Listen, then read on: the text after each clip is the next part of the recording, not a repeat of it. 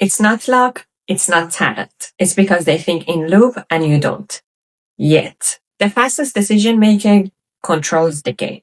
Here is how to hack the OODA loop. As I like to call it, OODA Loop.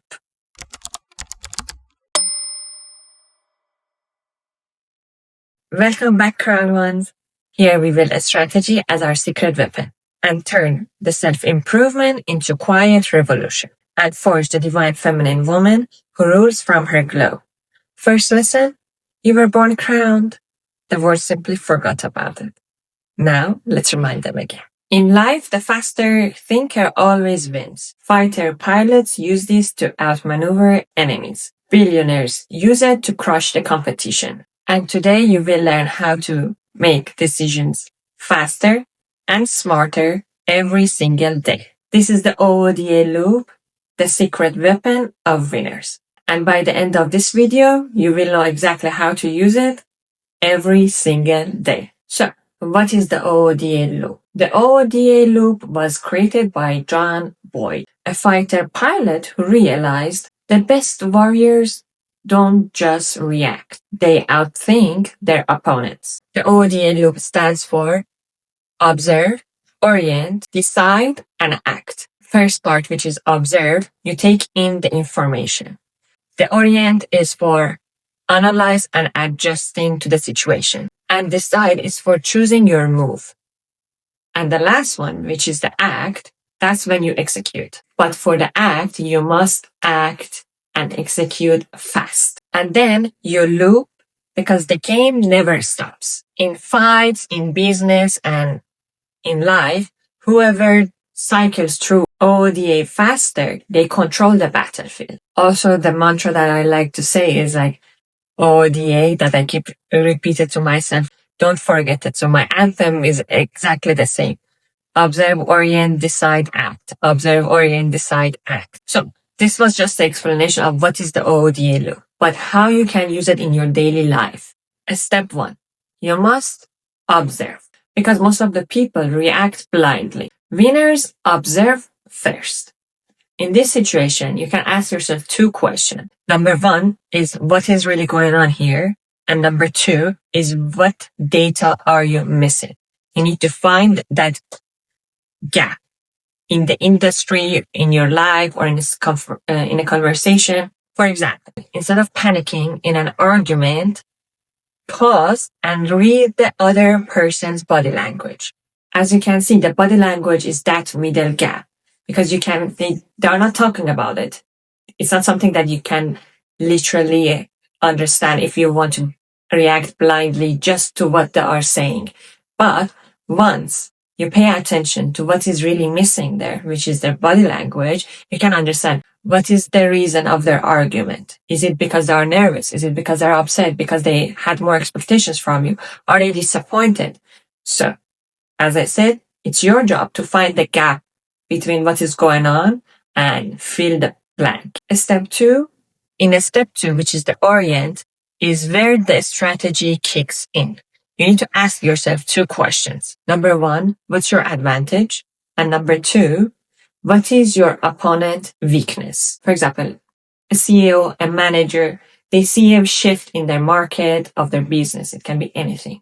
And instead of waiting and copying what other opponents and what the other companies are doing, they find a gap in the industry and fill it. So it's not copying from other people and it's completely their own idea. This is the point that you have to commit. And indecision kills the situation for you, kills the OODA as well as what you observe and orient it. You need to ask yourself, what is the smartest move? And we are not talking about the easiest one. We are talking about the smartest one. You have to make sure they are not the same. For example, in a game, it can be poker, it can be an online game, or anything that you see that you might lose. You fold your hand early, you log out of the game early, instead of chasing the losses. Step number 4, act. Execute fast because speed kills the pressure. You need to ask yourself in this situation, can I do this in 24 hours? For example, instead of making a plan forever, Do it right now. Can you do it in 24 hours? And do it right away. After you've done all of the steps, then you loop. Again, you go back to the beginning and follow all of the 4 points, which is OODA, because every action changes the game. Also, there is 3 OODA hack. Number 1, the 10-second OODA. Number 2, the paper napkin OODA. Number 3, the enemy OODA. 10-second OODA, you can use it for conversations.